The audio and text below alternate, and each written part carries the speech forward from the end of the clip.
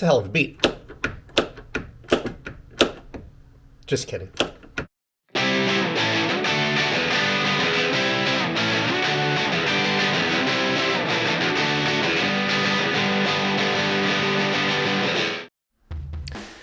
It occurs to me to wonder how I'm going to edit this all. Am I going to edit this into some sort of coherent thing that makes sense the way I did things? Or am I going to edit this the way that I actually did it, which is kind of ADD and all over the place? Oh, here, let me pull all this shit out of the back, and now suddenly I'm putting in hood pins, and then suddenly I'm taking off the transmission tunnel, and then suddenly I'm back here under the hood, and now I'm about to disable the hull latch from the inside. It looks like, so this is obviously this upper latch here is the part that actually is the backup hood latch, and I want to keep that.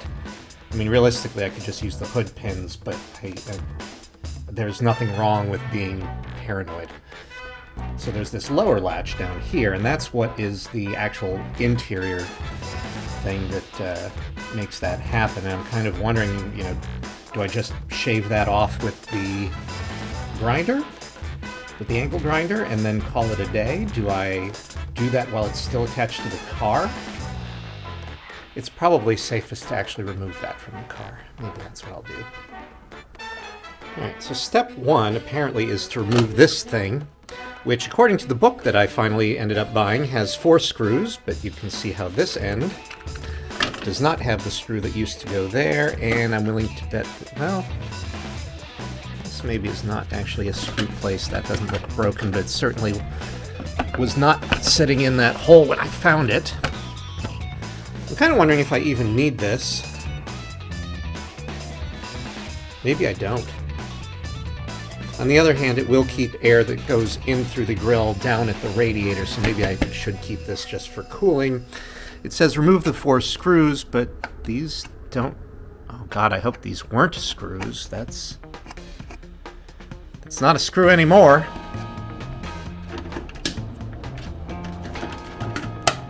Alright, let's just destroy the connectors at this point, because whatever. Connectors are cheap, and that didn't fall into place. Now, according to the book, the next step is to remove the 4 bolts securing the actual grill. There's 1 that's not securing. There's 2 that's not securing. There's a cable tie that's not factory. Here, this tab actually appears to be intact, but there's no actual screw in it.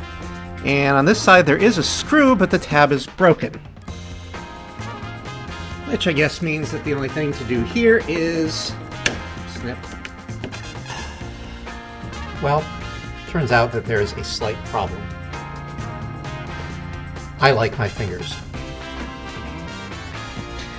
And it turns out that if I push this to get this out of the way and bring in the angle grinder, I'm going to be uncomfortably close to my fingers. And even if I find some sort of mechanical way to get this out of the way, I'm still uncomfortably close to the emergency release lever that I'm trying to save, which means I need a plan B, which I guess involves taking this out.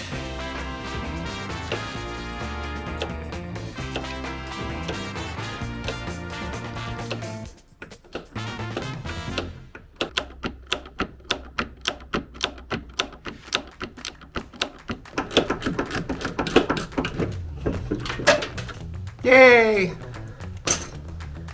Oh, all right.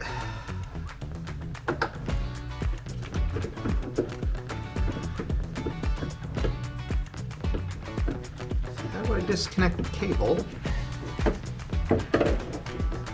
Well, I guess it doesn't matter how I disconnect the cable, does it?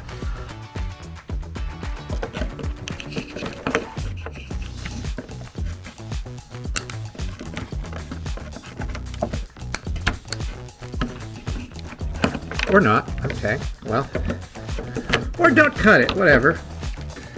So it is loose, and doesn't want to come out of the hole that they've trapped it in.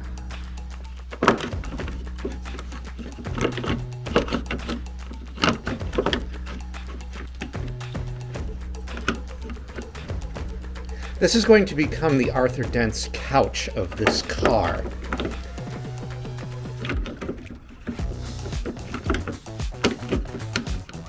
If you understood that reference, then I'm impressed at your nerdiness.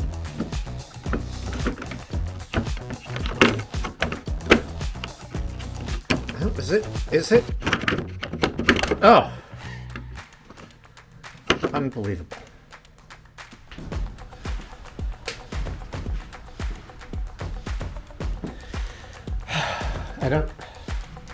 I don't know. The internet didn't really give me good options as to how to disable this, so I was kind of making it up on the fly. Obviously the repair manual isn't going to tell me anything. I did find another car forum about a different car where they were talking about you could drill here and here, and I suppose if I can figure out exactly where the right place for that is, I can go all Sarah Palin on this bitch.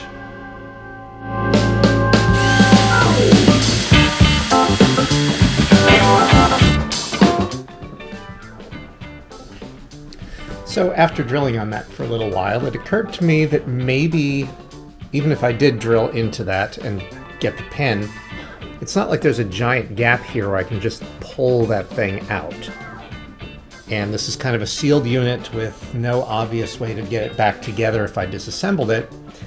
And finally it occurred to me that if I just pulled the lever as if the handle was always being pulled, this little lever here will simply never ever lock. And there's enough plastic here, behind here, that I can probably just find the right size screw and drop that in there. There's a nice little round hole that, can you see that? Yeah, you can kind of see that. Nice little round hole there to put a screw in, so it'd be very easy to just permanently lock this in place and never have to worry about it again. So I'm going in search of a screw. Not the first time I've said that.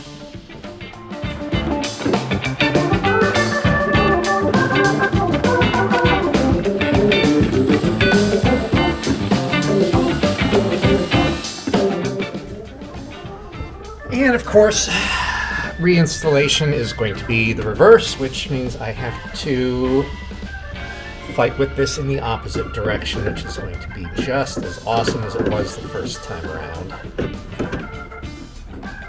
How did I do this?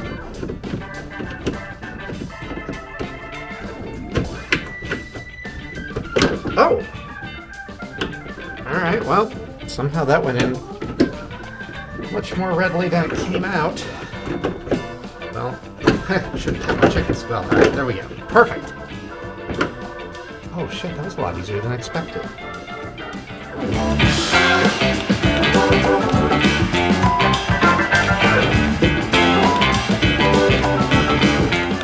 Alright, so these should already, these should already be pretty loose here, so should be easy enough to pop those out. Oh, nope.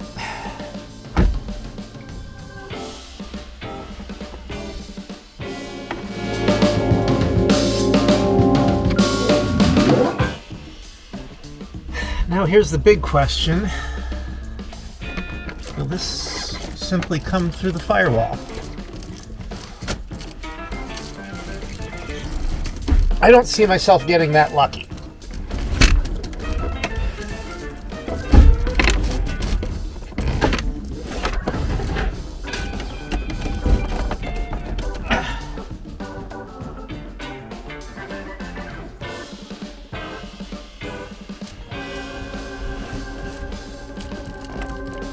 Nope, not that lucky. Okay, that's fine.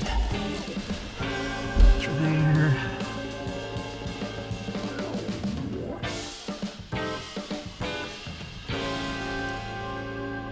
Guess it doesn't really matter where I cut it. Oh. I was actually worried that these weren't going to be good enough to do that in one go, but apparently they are. And since I could save myself a second state inspection fee by getting it back to my mechanic within 30 days, I decided that it was time to tackle a couple of things that were causing it to fail, including the reverse lights and the license plate lights. All right, let's try that again, this time with batteries. Always a helpful issue, right? All right, so I'm not actually getting like a couple hundred millivolts, so that's a problem.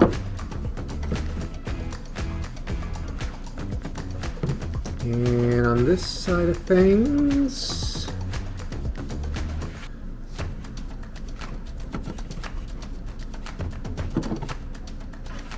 I'm also getting the same couple of hundred millivolts, which is not going to be enough to run much of anything.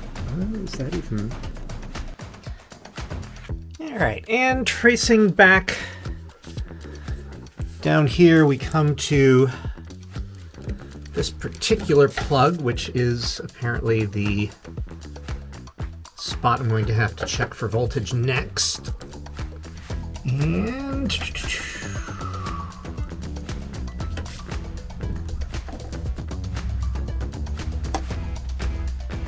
Is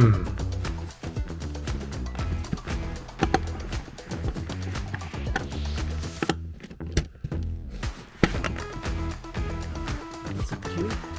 What am I sticking on it?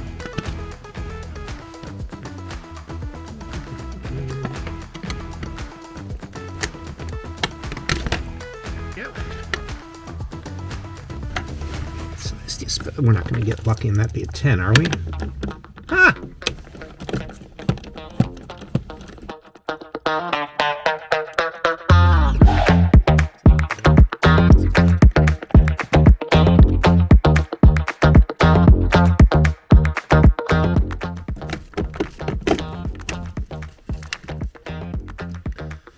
Oh my God.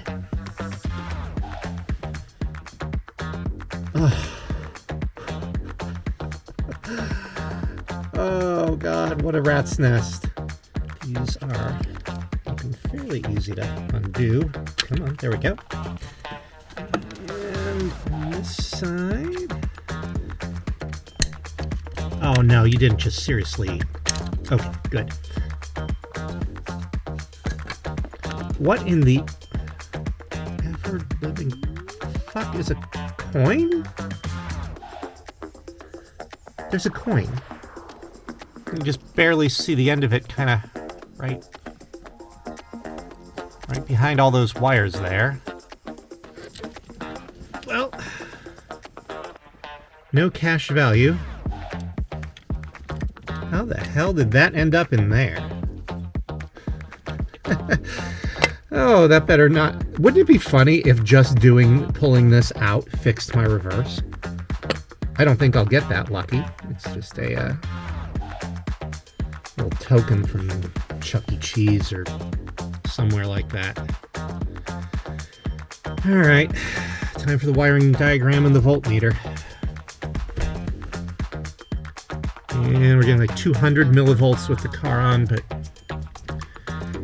and this one is there. And that's giving us a whopping 2 volts. The other possibility is that the problem exists between what the computer people would say PEBCAC problem exists between keyboard and chair, that I'm having an ID10T error.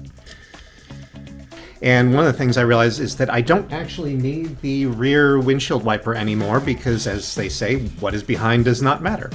So I can, assuming the entire harness running the entire way back of the car is still intact, I should be able to basically just kind of leave the rear wipers on, basically short the wire in front that controls them and says, yes, send current back there, and then use that current to run the lights, which seems a lot easier than trying to figure out where the problems are because there's no voltage coming from the harness. Now, if the entire harness is bad and the rear wiper doesn't work, then I've got different problems. So I guess let me reconnect this and see if it works. right, let's see how this goes.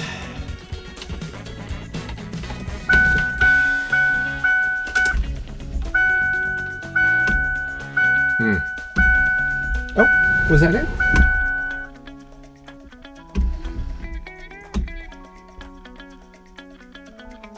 Okay, maybe.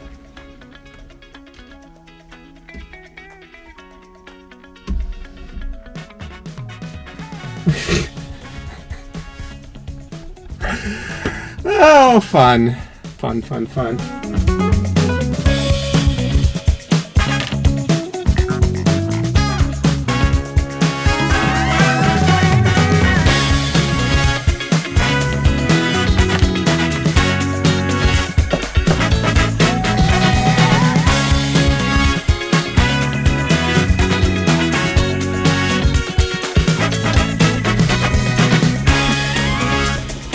Are we time warping this? I hope we're time warping this.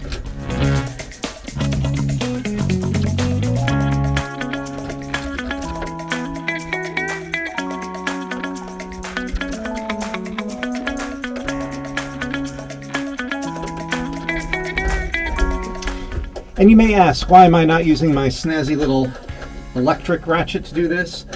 It's because I don't have an 8mm that's 3/4. I only have it in, 3/8. I only have it in 1/4 inch, which maybe someday I'll buy a 3/8 to 1/4 adapter and I can use all of my 1/4 adapters on the electric ratchet. Wouldn't that be nice?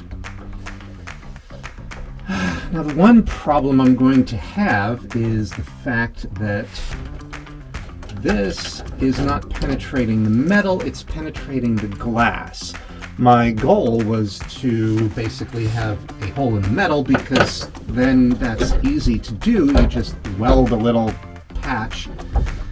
The fact that this has penetrated the glass rather than the metal is really cramping my style here. Like, I'm probably going to have to replace this whole rear windscreen, which I have to check the rules. Maybe I can do it with Lexan or some other polycarbonate and get away with doing that, which would at least reduce some weight, because we are all about that weight. And here's the part where I express how disappointed I am in myself. You know, one of the things that got me a pretty decent reputation in my TV production program, yes, I have an undergraduate in TV production, is that I would start with simple things. You know, there would be like, oh my God, we can't get a signal from VTR4 or whatever. And other people like, oh my God, check the flux capacitor. And they'd be whipping out voltmeters. And I'd be like, plug it in. I'd go around back, I'd plug it in. And suddenly it would start working. Everybody'd be like, how'd you do that? I'd be like, I plugged it in. Simple things are simple. I did check the fuse for the backup lamps, but I didn't check the fuse for the license plate lamps, which it turns out is blown. And maybe that's half of my problem, so I may have just solved one of my problems. I still have to worry about the backup lamps. That's going to be a separate problem, and I suspect it might be the reverse gear position lever switch. But now I'm finally far forward enough that I should be able to tell whether it's the reverse gear position lever switch without going back under the hood and tearing apart the car. So this is an easy fix. 7.5 amps.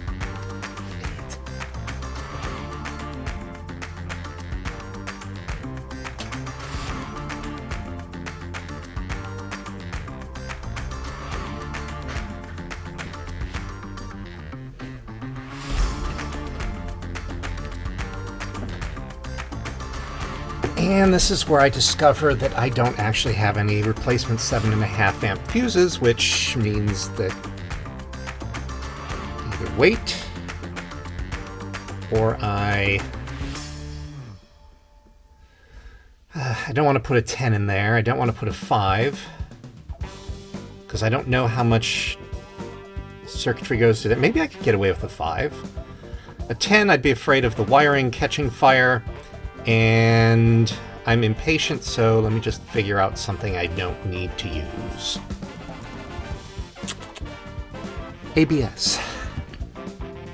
Oh, the recirculated air and air conditioning are also these things. 46, that's a 7.5 amp fuse.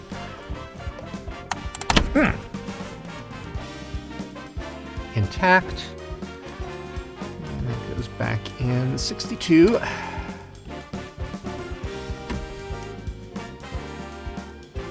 Alright, let's see how this goes.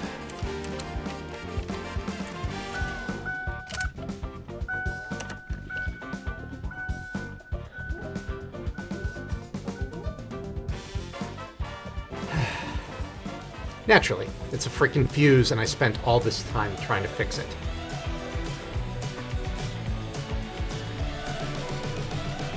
I think we'll pick up that particular ever-so-fun project with the next episode. In the meantime, remember to help control the stray pet population. Have your pets spayed or neutered. Goodbye, everybody.